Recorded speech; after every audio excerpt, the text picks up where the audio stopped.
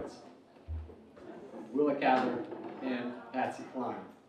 I'm Warren Hofstra. I have the privilege of being on the faculty in history at Shenandoah University, and to be Jeff Coker's colleague.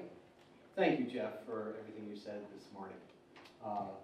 And I'm also very pleased and excited to be incorporated into this program. Because like Jeff, the information about 1455 as a writing center kind of burst upon me at some point in the spring, and I had an opportunity to meet and talk with Sean Murphy, and I'm very excited, and I'll get back to that in a moment. But I want to get on to our session, and we have, I'm really looking forward to the comments and the readings from John Lingan and Melissa Homestead on Cather and Cline. Let me just say a word about both of them, and then I'll turn it over to them for really however much time you modestly want to take to comment or read, and then we'll throw it open to discussion. Melissa Homestead is professor of English at the University of Nebraska, Lingan. She also serves as the director of the Cather Project, and she's the associate editor of the complete letters of Willa Cather in a digital edition. And her book on Cather's relationship with Cather's partner, Edith Lewis, is under contract currently at Oxford University Press, so you can look forward to that in the future. John Lingan is the author of HOMEPLACE, maybe what many of you have read because it's gotten a lot of coverage, particularly in this town. He's the author of HOMEPLACE, a southern town, a country legend, and the last days of a mountaintop honky-tonk. It's been praised in the New York Times and the Wall Street Journal. He lives in Maryland and is currently working on a biography of, anyone want to take a guess? Creedence Clearwater Revival. We're going to go in chronological order today, so we'll start with Melissa Homestead and Willa Cather. Okay, so this is my third state in about a week since leaving Nebraska, and I had a few remarks on paper, and the paper just sort of, I shed many things when I travel, and I shed the paper. I'm not going to read from Willa Cather, I'm just going to give you some remarks about her relationship to this area. So a quick poll, how many of you have read any fiction by Willa Cather? A lot, okay. How many have read her one novel set in the South, Sapphira and the Slave Girl? Okay, a smaller subset. How many of you knew that Cather was born and spent the first 9.5 years of her life about a dozen miles northwest of here in the Bat Creek Valley in Gore? Okay. So the image of Cather as a novelist of the late 19th century and early 20th century Nebraska prairies is hard to shake. This despite the fact that more than half of her fiction is set in other times and places. So Shadows on the Rock is set in 17th century Quebec. Death Comes to the Archbishop is set in 17th century New Mexico. And despite the fact that she only lived in Nebraska for 13 years. We don't like to advertise that at the University of Nebraska, but so she lived most of her life in New York, where she was there for 40 years. And certainly Nebraska strongly claims her, and My Antony and O Pioneers, which features strong immigrant heroines on the Nebraska prairies, are her best known works. But moving from Virginia to Nebraska at age 9 was a key experience for her, producing a sense of dislocation that never left her. I myself am originally from a river valley in eastern Pennsylvania, the Lehigh Valley, the topography of which is something like the Shenandoah Valley. So I think that gives me a visceral understanding of the kind of disorientation she felt when she arrived in Nebraska. As she told a newspaper reporter in Philadelphia in 1913, I would not know how much a child's life is bound up in the woods and hills and meadows around it if I had not been jerked away from all of these and thrown out into a country as bare as a piece of sheet iron. The first time I saw Nebraska in person 26 years ago, which was before I took a position at the University of Nebraska 14 years ago, I was shocked to see that there were hills. Somehow bare as a piece of sheet iron registered in my mind as flat as a piece of sheet iron. But if you grow up with mountains, even small mid-Atlantic mountains, the open skies of the plains can feel terrifying, and even just the lack of sort of features is just very strange. Cather gave something of her own relocation story and that sense of dislocation to Jim Burton, the narrator of My Antonia, who, like her, relocates from Virginia to Nebraska. But it took Cather a long time to write about the South. When she started writing Sapphira in 1936, she was 63 years old. She was the author of 10 published novels. She was also an adult orphan. Both of her parents, who had been born in Virginia and had not left it until they were middle-aged adults, were dead. I myself am now 56 years old, and both of my parents died 2 years ago. So these experiences have made me more forgiving of Cather's nostalgia. Sapphira is set in the Back Creek Valley in 1856, before the Civil War, and it's based on incidents from Cather's family history.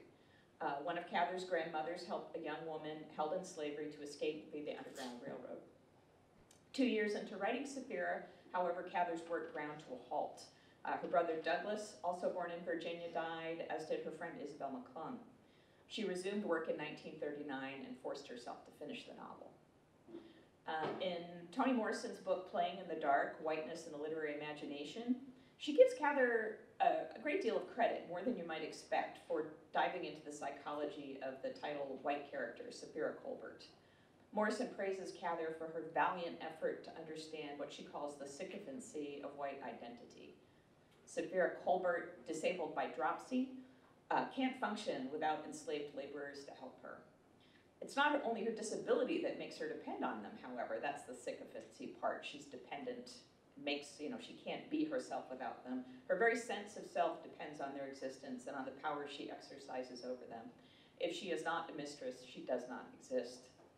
Ultimately, however, as Morrison observes, and I agree with her judgment, Cather lost her courage. By the end, Sapphira and the institution of slavery she represents are no longer terrifying. The novel ends with an epilogue set in the late 1870s about the return of the fugitive Nancy. She's lived in Canada for 2 decades, and she's visiting her elderly mother back in Virginia. This epilogue is in the first person, recounts events that Cather herself saw when she was 5 years old. In several letters, she claims to have written the epilogue first, before the rest of the novel. I mean, I don't know whether it's true stuff she says in letters. She lies a lot, but maybe she did. It was, as she wrote her brother Roscoe, a concealed show behind the first show, which was the reason for and authority for the first show. As she also explained to Roscoe, when she returned to the manuscript after having abandoned it, quote, "I was almost a different person. I had lost my keen interest in the story. I have done all I can to mend that break in the story and to make the latter part like the first, but the break will always be there." Of course, in the 21st century, the United States is still struggling to come to terms with the legacies of slavery. Cather was one person descended from slaveholding families in the Shenandoah Valley, and she used her novel to explore the psychology of her white ancestors in relation to slavery as an institution and to the individuals they held in slavery and their families. Her failure, as Morris and others have observed, is in her representation of the psychology of the enslaved people, including Nancy and Till. She wrote her former editor at Houghton Mifflin, Ferris Greenslet, after he wrote her about the book, quote, that the institution of slavery was neither a torture prison nor a benevolent training school. It had its pleasant domestic surfaces underneath, while down with us, we didn't think much about the underneath. But in her novel, she did think about the underneath, at least before the book broke into 2 parts. Still, it's perhaps surprising that Cather went as far as she did. To put the novel in the context of literary history of her own time, Sapphira is, thank God, no Gone with the Wind. Nevertheless, as we have discussion this morning about artists from the Winchester area and their relationship with their home region, I hope you'll agree that if you haven't already read Sapphira, that you might give it a try.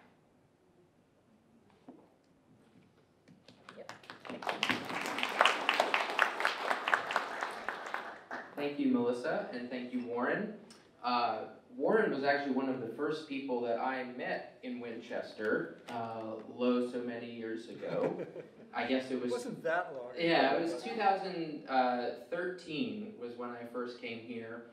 As Warren said, I live in the Maryland suburbs of DC. I write as a freelance sort of as a sort of like feature writer, I suppose you call it. And so I tend to write about musicians a lot. And so I came here for the 50th anniversary of Patsy Cline's death in March of 2013, because I was expecting that this town would, be in the middle of some seismic Patsy Days festival to commemorate such a legend, and then imagine my surprise when it turned out to not be the case. And so that set me on, I guess, a 5-year bizarre trip into the heart of Winchester. I think what Greg called the history and funkiness of Winchester.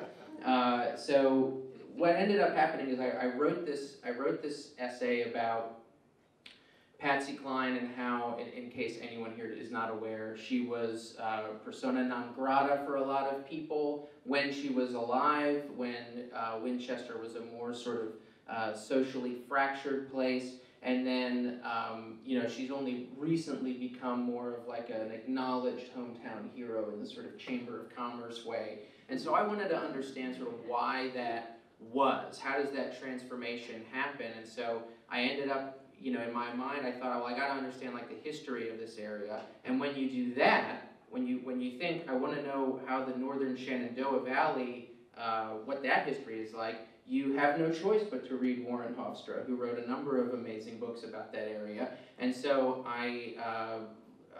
I would say forced him to have a coffee with me at one point early on, and he, I think you paid for it, John, so. That's true, yeah.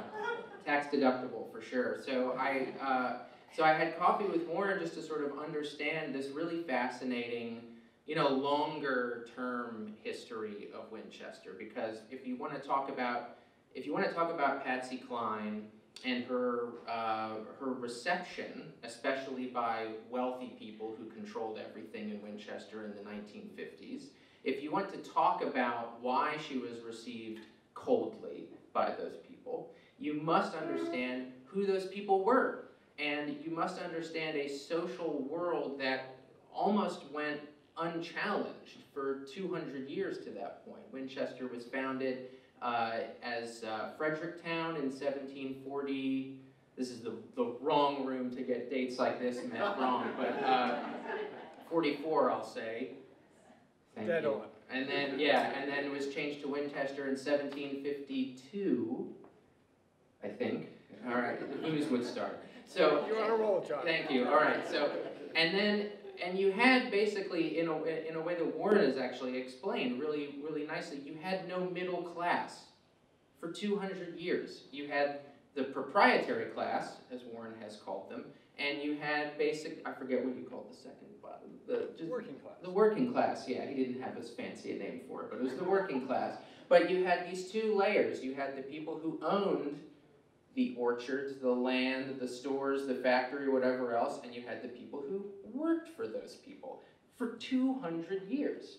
And this is, up until the 1950s, at which point, in the 1750s, you understand that Winchester was effectively the Wild West of the American colonies. It was the farthest west you could go. By 1950, obviously, it's no longer that. It's instead its little isolated pocket that hasn't really changed, because it's neither, it's not like deep south, it's not East Coast, it's not like Allegheny, it's just this sort of like weird little spot that's kind of on the edge of everything.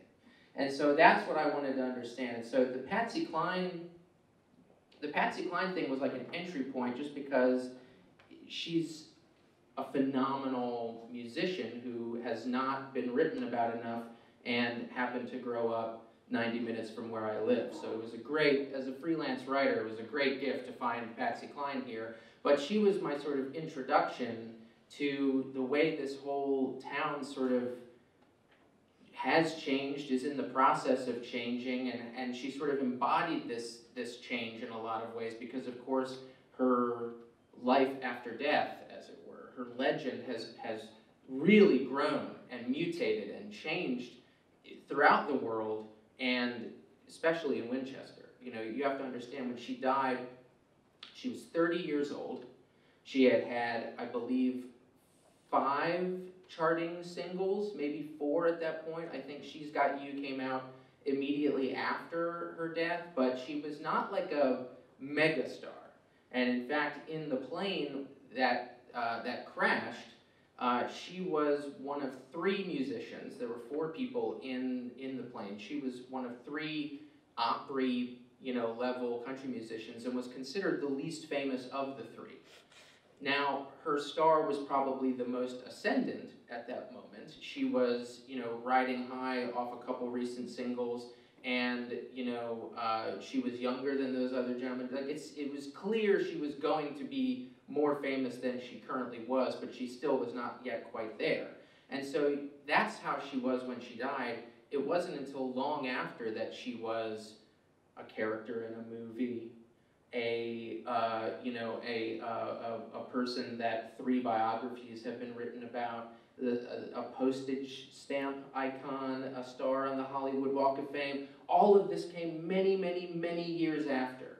And so Patsy's transformation, for me, really became just a way to sort of track the transformation of how people lived here. And the person that Patsy's obviously like the biggest name in this book, but the book is really about this man named Jim McCoy, who was, when I met him in 2013, he was 83 years old. He was born in 1929.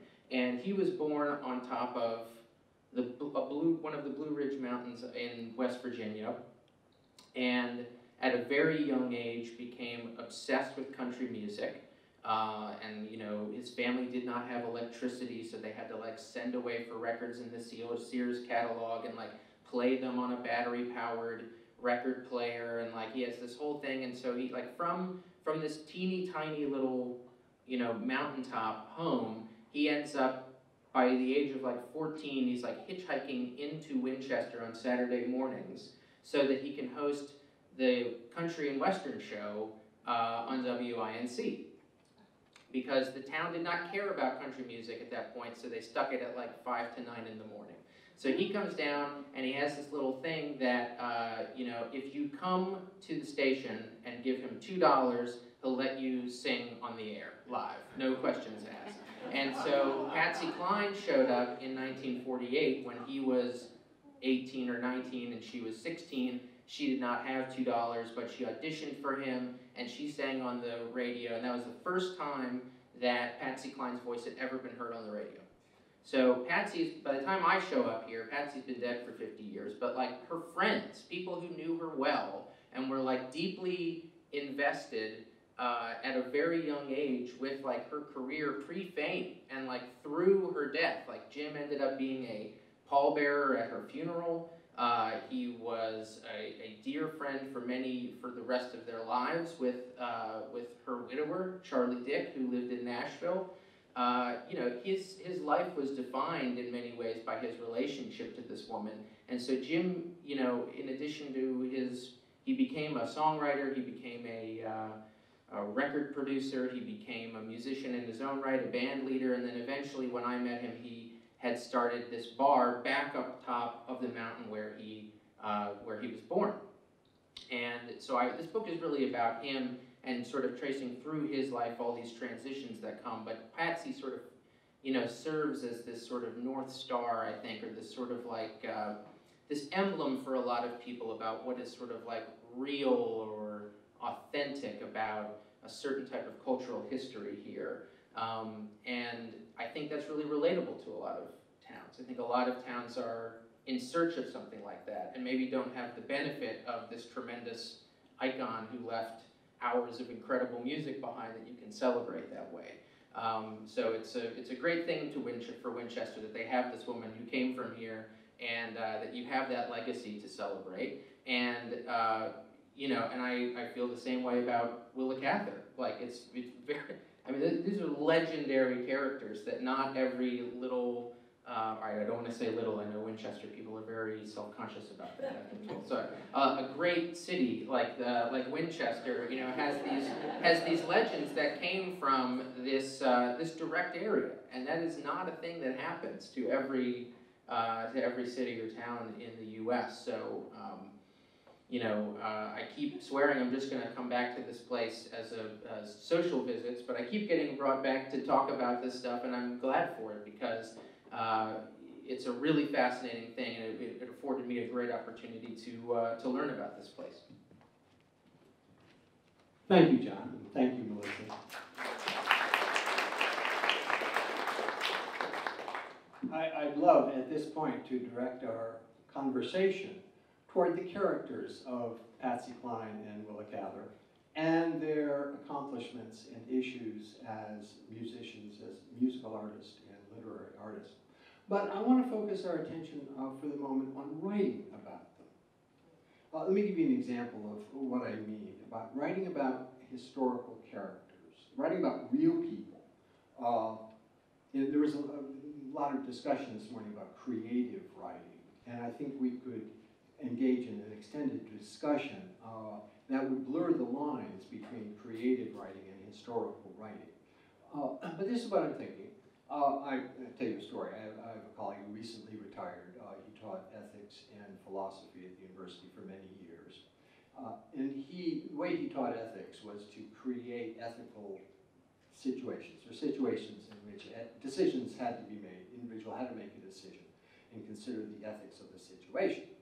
But he was at one point writing about a particular philosopher who was signal in the field of ethics. And after doing that, he came to me and he says, boy, that was really difficult to write about someone who I was restricted to what they actually did and what they wrote and what they left behind. So what I want to ask each of you, if you wouldn't mind reflecting on, is what is the experience that you've had about historical writing on individuals that, I wouldn't say limit creativity, but certainly focus your creativity? I am definitely not a creative writer, as my last creative writing experience was mandatory haiku in the 5th grade. But the work that I have been doing now, research and writing for 16 years, Willa Cather is well documented, her partner of 38 and a half years. Well, I have scared up more documentation than I thought possible in the last 16 years. There still is I struggle with this all the time, particularly when attributing motivation. That I have to very carefully locate my facts and draw very careful inferences. Particularly Edith Lewis, sometimes I feel like she's my character and I should be able to make her do whatever I would like her to do, but I can't do that. And there are just little questions that bedevil me. Did she come home from college between her sophomore and junior years? I may never know. To bigger ones, really, like what she thought about her life. I have very few letters that she wrote while Willa Cather was still alive. So, yeah, but there still is some creativity, and I'm involved in revising all of my chapters right now, and every time I have evidently or perhaps, I think, can I cross it out? So yeah, it's a struggle. And even like I said, too, you look at, say, Willa Cather's letters, there are about 3,200 known letters that we're editing for publication. And you do find out that even letters would seem to be the most reliable thing, but she'll say things in one letter and exactly the opposite in another. And the best instance is when she's writing to her brothers, 2 of them the same day in 1916, while she and Edith Lewis are in the Southwest. In one letter she says, "Oh, my career as a novelist is just over. I just don't think I'm ever going to do this anymore. It's too hard." And just toward the brothers she writes, "I have a new idea for a novel." So, which is true. Perhaps they're both truths. So it's difficult to know what to do sometimes. So. Yeah, I come from the complete opposite side of the spectrum. I suppose I'm in the creative nonfiction world, although I don't have any bona fides there. I don't have an MFA or any advanced degree or anything like that, but I don't have any journalism training. I tend to write you know, I tend to write what I think of as like, you know, for a popular audience who may not know the like character that I'm writing about, or the sort of and in some cases that's obviously true.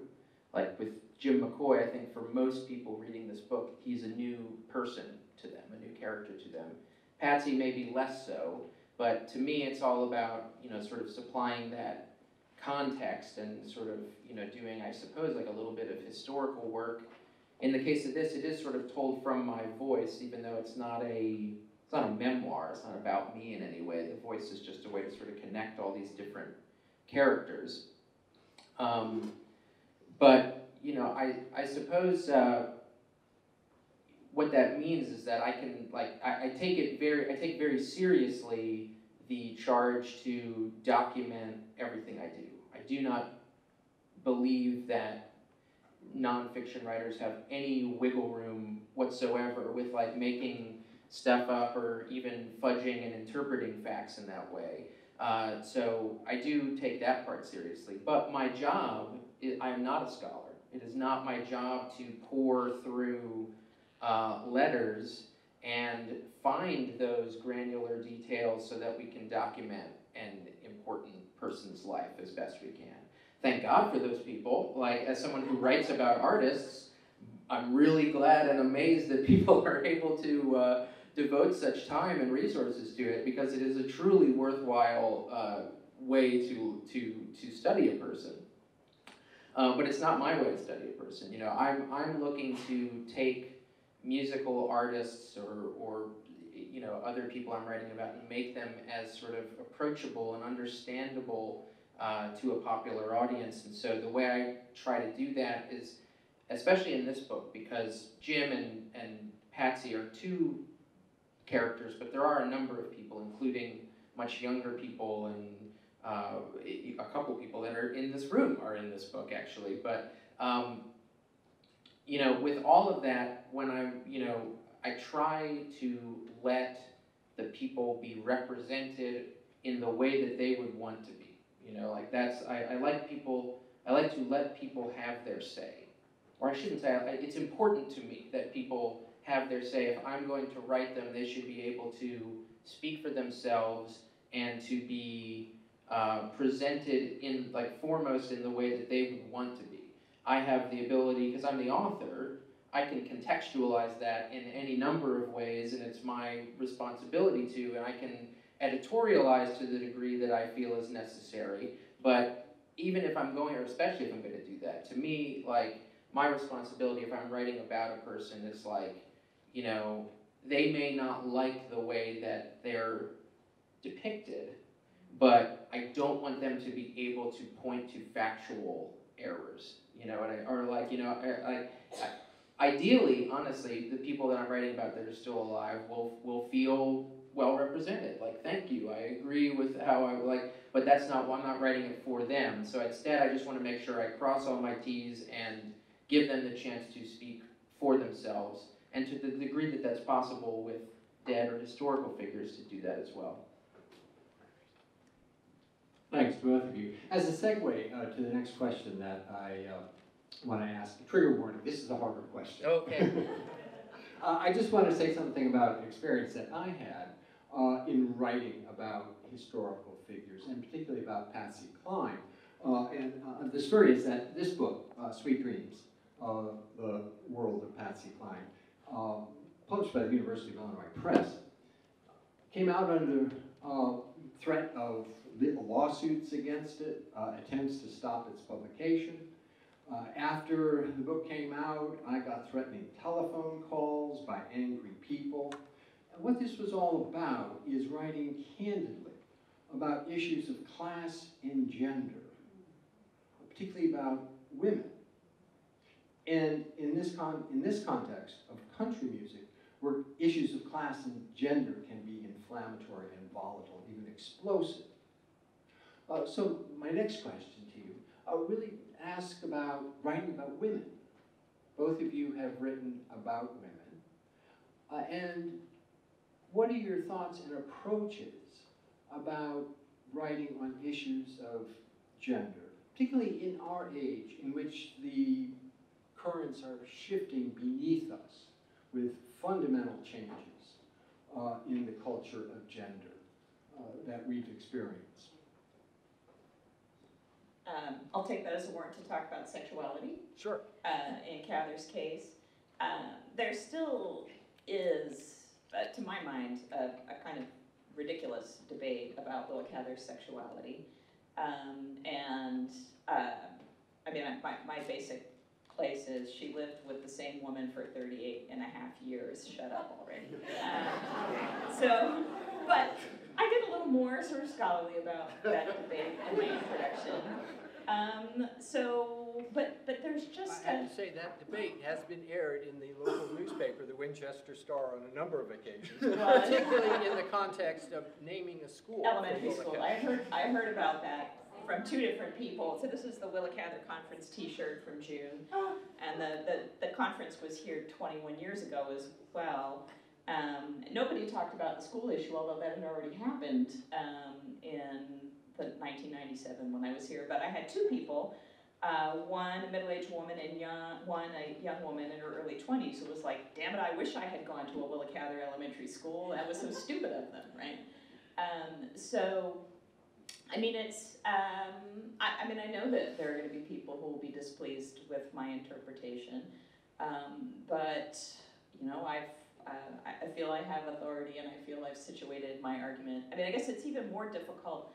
I think people have a view of history, which historians would call Whiggish, right? That there was this sort of dark age in the past and we are moving forward into enlightenment. So they want to assume that the modern era of sexuality is distinct from the past. And I think that history zigzags and goes up and down and goes backwards. And so there are people who just say, well, you know, it's okay for you to be a lesbian now, Melissa, and everybody is cool, but that didn't happen in the past. That's not the way it was. Like, I'm cool with you now, but I'm not cool with, like, that's a different era. We have moved forward. And Willa Cather and Edith Lewis just lived together for 38 and a half years, and there was no secret. There were no labels, no confessions, but also they were just there. So I don't know. We'll see what happens. Because, you know, everything I've published so far has been in scholarly journals, but Oxford's going to market my book to trade. So, you know, we'll see.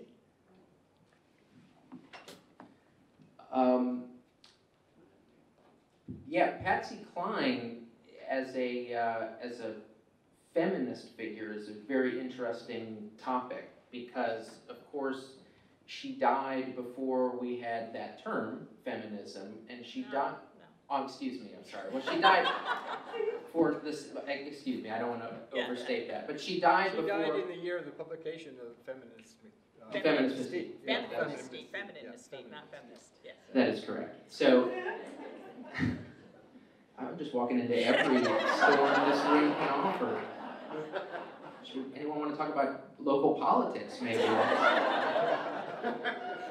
Anyway, as I was saying, Patsy's death did precede... Second wave feminism. That was exactly what I was going to very unconfidently say. Her death preceded second wave feminism. A wave that her good friend and I guess you could say mentee, Loretta Lynn, played a significant role in. So there was, her death also preceded a great change in women's representation in country music specifically. And so you can't help but wonder what she would have made of that. Had she lived even to 1966, 67, you know, like what would she have been compelled if she had lived to write songs, which of course she never did in her short lifetime, but which we know she had an interest in doing. You know, but, you know, so that's why it's sort of important to look at her in relationship to Winchester, where, of course, her femininity was a huge burden for her because of the way that people responded to it. Not only was she a poor person, she grew up on South Kent Street and, you know, was very much working class, even within that milieu. But even within that, like you know, she was born here, left and traveled around different areas of Virginia, and then returned as a 16-year-old, at which point her parents divorced. Her mom and she moved into South Kent Street with her two much younger siblings. So at this point, she becomes essentially the second earner of the family and a kind of, a second, like a partner to her mother, Hilda. And so that is what causes her to drop out of school, to drop out of Handley High School, to begin singing because her mother said it was the one thing she could do that didn't cost us any money. She didn't have to play the piano or the guitar or anything else like that. And she took a series of odd jobs, including at what was Gaunt's drugstore. It was still Gaunt's when I started coming here in 2013. That's why it feels so long, because I've seen so many businesses come and go. But she worked at Gaunt's drugstore, making like sodas, like root beer float, like soda floats kind of things. And she was beloved for doing that, and was beloved in her sort of working class community. But she was also real salt of the earth. You know, she was like, from what we can tell, profane, had an incredible like dirty talk streak. Like talk about sex streak. I didn't really put that in the book because I couldn't confirm it. I couldn't confirm it in the way that I needed to put it in the book, but like there are apocryphal lore among musicians about what Patsy Cline could say in bed. And like she additionally, she, even without all that, she chose willfully in the late 50s to spend her night times driving around to God knows where, to little pubs and moose lodges and whatever other kind of little highway honky-tonks there were, consorting with drunk people, men, who knows what a woman like that could possibly be up to. And so she was really not thought well of here by people who made those kinds of assumptions. Like really not. Like it's important to recognize the degree of abuse and vitriol that she really endured here, and not because it indicts this town, but because it indicts, or because it gives, I think, a real undercurrent to our understanding of who Patsy Cline was. We think of her as this like tear in your beer, like weepy singer. She did sing ballads beautifully, but there's nothing in her music that would lead you to believe like, man, this is one hard-ass chick who like really challenged a lot of things. But that's important to know, and it was a breakthrough for me to learn that about her music. Willa, Cather, and Edith Lewis were both middle-class, college-educated white women. Cather's family had been in the Back Creek Valley for generations. Her father had a royal patent for part of the land that they had lived on. Edith Lewis's father was doing farm loaning business and irrigation companies and everything. He had graduated from college. And then they were both professional women. So they worked at McClure's magazine as editors. Cather became a full-time fiction writer. Lewis continued in magazines and then advertising writing. So they are sort of, and this is actually sort of part of the difficulty that people have imagining their relationship, is because they were just pretty much like respectable, educated women. They were not, in honky-tonks or going to lesbian bars in New York or anything. So, at least not as far as I know. But they were, and I think that privilege certainly protected them a great deal. Well, with so much candor and frankness displayed here, it's perhaps time to turn it over to any questions, comments, thoughts that any of you would have. Yes? In the 1980s, I live in Arlington, Virginia. In the 1980s, I worked at a farmer's market for about 20 years, and I discovered that Patsy Cline was from Winchester at that point, or thought about how close that was, and thought about also how Washington, D.C. became the sort of country music capital for a while. I was thinking about the history, and at the farmer's market, I started talking to farmers. There was an apple grower from Winchester, and I asked him sort of naively, oh, Winchester, that's where Patsy Cline is from. Do you have any monuments or any kind of anything, commemorating Patsy Cline? What do you have there? And he became exceedingly enraged and went on this like nonstop diatribe about how terrible she was,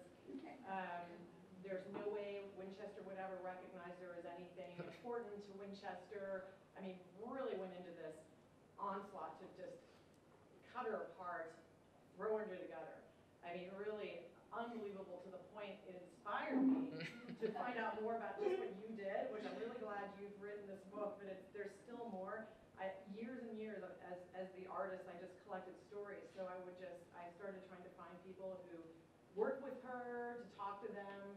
This was before, cell phones and easy recording devices. I recorded with a Walkman and recorded stories from people. And then I had this journal. I'd write down stories, just people's names, date, what they said about Patsy Cline. I have it somewhere stored in my attic, but it was sort of like my Patsy Cline journal. And one of the stories is in 2003, I had gone to Alabama, came back, and I had to get my car inspected because the Virginia inspection was expired because I was gone for a year. Went over the border from North Carolina into Virginia to somewhere to get inspected. It was a dealership. And I was sitting there waiting in the waiting room, and there was a guy there, and I started chatting with him, and he was a truck driver. And he started telling me this story about driving trucks from the south to the north, and there used to be this, Baltimore was the line for the southern truck drivers where they didn't want to go further north because they didn't like the north, so they would somehow transfer the truck or something. And so he was okay with driving north, so he was always hanging out in Baltimore. And he said, it was great because I used to go to this bar and I used to see this woman sing, and you won't believe she had the worst potty mouth you've ever heard. And he just kept on going on about how she was, and he goes, you won't believe who she was. And I said, I think I know, it's Patsy Cline. And he could not believe that I knew that it was Patsy Cline. But it was just like, it described everything about, once I heard that, I was like, now I understand why this guy was so angry about her. And really actually gave me more of an understanding of what Winchester was, as you just described. You just described everything I sort of imagined it to be, was this sort of two-tier, she was from the other side of the tracks and unacceptable to promote as sort of as somebody who would represent Winchester. But I mean, Patsy Cline is, when you go to, in the old days, like even a diner now, there's a jukebox, you will not miss Patsy Cline. She is representative of our American culture. She is, like Levi's or something. Certain facets of our culture, and Patsy Cline is one of them. And you cannot turn that away. Definitely. Any thoughts about writing about women in such a climate of vilification, hostility, and anger? Yeah, that lit my fire for the rest of my life. Yeah. That guy, I don't know where he is now, but. Believe me, I have my own stock of these stories. So I don't have a lot of, my interest came in, as I said, in 2013. It was a very different political climate. It took a few years for this to grow into a book idea, but it wasn't until I was like very far into the book that the 2016 election happened. And so at that point, especially because I was writing about Jim and because I was writing about Patsy, who is, a sort of, a white working class voter, shall we say, when that became the term du jour after the election, I became really self-conscious about that. Then the book came out and the Me Too thing happened, and so all of a sudden the questions were a lot about Patsy and what she endured there. And so I, in retrospect, I wish I had sort of touched more on those things, but I've had to talk about her a lot in those situations, and she was not immune to issues of abuse at all. I mean, there are very, again, it's a known thing. People mention it in books about her, and so I did as well, but the extent of it is not really known. But it is basically agreed upon that she was abused by her father, by most people who studied her. And so these kinds of, and on top of that, let's just imagine, like, it was in fact brave of her to embark on this weird traveler's musician life. Even now, that is a boys' club a lot of the time. Working musicianship is a thing, that is an industry that is still very much male-dominated, and so even women who are respected there do have to sort of, you have to exist in that world.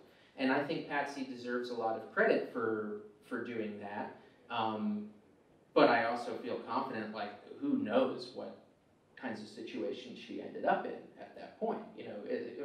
And so I think that she, again, like, she died too young to become like an active participant in these discussions, but I do think that, you know, the more we learn about her, the more relevant she becomes. And I think that is part of the iconography that you were talking about. You know, why is it that, like, 'cause again, she had never been outside the United States when she died. Now, there are Patsy Cline tribute shows in Scotland and in France, and they don't like to be called impersonators, they like to be called tribute singers, but they do depict her. Like, that is what it is not just, oh, we're singing, it's like we're embodying the look, the feel, the essence, the hair, the whole, like, it is very iconic, and that has grown over time. And again, I think that, you know, she's a very complex person, and I think lends herself well to a lot of these conversations. So I have a feeling I'll probably be talking about her for a lot of my life, and I hope I do, because I think she's a really fascinating person. Oh, we have a question here. And to bring things around, since this is about Willa Cather as well as Patsy Cline, I'm not from Winchester, so everyone please bear with me. What connects these two women? I'm really interested in what from Winchester, that, you know, you talked, Melissa, about the, you know, landscape, the geography. You've talked, John, about the working class. What is it that makes these two women both Winchesterian, if you will? Well, Cather sort of really wasn't. She was from a rural area outside of Winchester, and you know, her family farmed, they raised sheep, and they, you know, they could have come into Winchester, and Winchester had a train. Someone at the Cather conference was talking about how it's clear that her family went up to Washington, and she probably rolled eggs on the White House lawn when she was a little girl. You know, and I think, so, and as far as the more industrial working class of maybe that emerged probably after her family left or around that time, I don't know. I mean, so they were definitely not working class. They weren't really wealthy landowners, but they were pretty substantial farmers. So I think they probably That's part of the area. it's part of the area, yeah, but I think it makes for a quite sharp difference from the Patsy Cline context. Well, Patsy's kind of interesting because she was definitely of Winchester, but her sort of significance musically, artistically, as Warren was saying, is that she wasn't from Winchester. Like, there wasn't anything in her music. You wouldn't look to her music and identify identify any particular part of it with her region as you might with other, you know, country artists who had thicker accents or like a particular musical approach or something like that. The significance of Patsy Cline in like the history of country music is that she kind of gentrified it in a way. She was, along with her producer in Nashville, one of the main artists who popularized this idea of Nashville sound country music, which was to say kind of de-regionalized country music with strings and, you know, not about rural issues in the lyrics, but more about sort of nightlife issues and, you know, romantic problems. And this is like a type of country music that sort of emerged coming out of the 40s and after the war. But so when she became famous, you know, and especially like when she died and her legend was growing with all that sort of iconic imagery we're talking about, wasn't necessarily connected to Winchester. Like, she wore a cowgirl outfit early in her career that her mom sewed. Which is not about Winchester at all. Not a lot of cowboy culture here. You know, not endemic cowboy culture, but and so that's, you know, the people who, because people, she's the kind of artist people become obsessed with, and people read about. You know, the fans around the world quickly learned that she was from here, but there was nothing about her that screamed Winchester. You know, she wasn't like a hip hop artist who dies and wore Los Angeles shirts all their life or something like that. So I would say what connects the two of them is that they are sort of decoupled from Winchester in important artistic ways. Final comments? Well, I would just say that that actually does sort of make sense as far as Cather's, I mean, she told people she was from Virginia in interviews and such, but she wrote about Nebraska and was identified with it, but she represented, culture. She lived in New York. She got fine evening gowns that she wore to the Metropolitan Opera. So she was culture and cultured. And she was, it's interesting, there are letters where she said she thought that people could spot her Southern accent. There's one recording of a radio talk that she gave, and she sounds totally flat Midwestern. She does not have any trace of a Southern accent, but yeah, she became that kind of elevated above and distanced from, even as her last published novel, she went back. We're going to have to halt this conversation at this point. But John and Melissa will be here, I think, for the remainder of the day, and you can continue it in the halls and haunts of Winchester and the Bright Box. A couple of thanks to the Bright Box for hosting this, and thanks particularly to Sean Murphy and all the crew at 1455 for what you're doing.